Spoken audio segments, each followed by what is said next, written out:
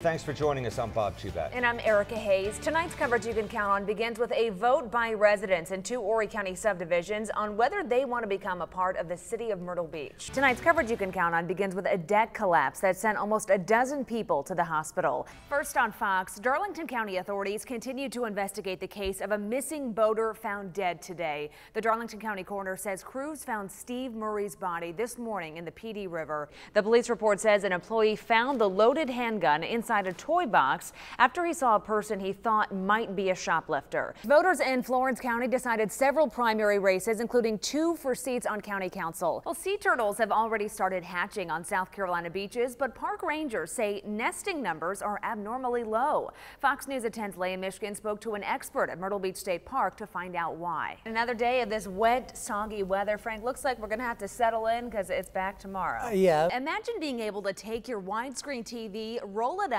and throw it in the back of your car. Well, consumer electronics company LG has announced a new flexible panel that would do just that. We're out here now, and you can see behind me that producers and crew members are actually already packing up the bus. Auditions just ended a few minutes ago at 5, but we're told that there were about 2,000 people out here today. Miss Edifine's family installed the new unit today. It's the first time in 4 years that she's had working air conditioning. She deserves it after 4 years in South Carolina with no AC. That's tough. And the old one was 40-some years old. Wow. It looks like Courtney Cox is living up to her role in Cougar Town. I know you were waiting to say that. I was. She's a bit older, yeah. Yeah, planned this all along. Well, we hear about cases of stolen vehicles fairly often, but how does a thief make off with a 10,000-pound tow truck? That's what one Conway auto shop owner says happened to him, and now he's not going to quit until he gets it back. How does something that weighs 15,000 pounds is bright red just vanish?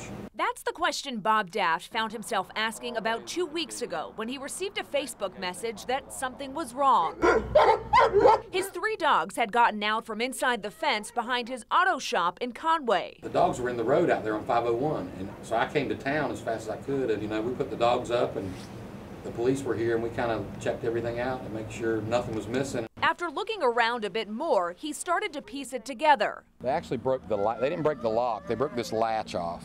This chain wasn't on it at the time, but they broke that latch and just slid the gate open. Just like that, the crooks had made off with this big red tow truck. And believe it or not, Daft says this isn't the first time this has happened. Next door, 2 years ago, his rollback was stolen, and they found what was left of it after they cut it up, outskirts of Atlanta somewhere. It's a crime that apparently pays off. I mean, if you know people in the junk business, the bed off of a truck like that's worth $5 grand easy, quick. Since the theft, Daft has installed a camera system at his shop, but he's determined to find his truck so he can continue to run his business. Instantly, I was spamming Craigslist, I think within 500 or 600 miles. He's already received several tips, one from a man in Savannah who said he saw a truck matching that description. But without insurance, he says he'll just have to make do until he finds it. Not like there's this check waiting on me to go find one, we have to just pull all we can together and try to figure out how we're going to do it. Well, Daft has been working with an Horry County detective and authorities in Georgia to try and track down the leads that he has gotten. If you know anything about the stolen tow truck, call Horry County Police.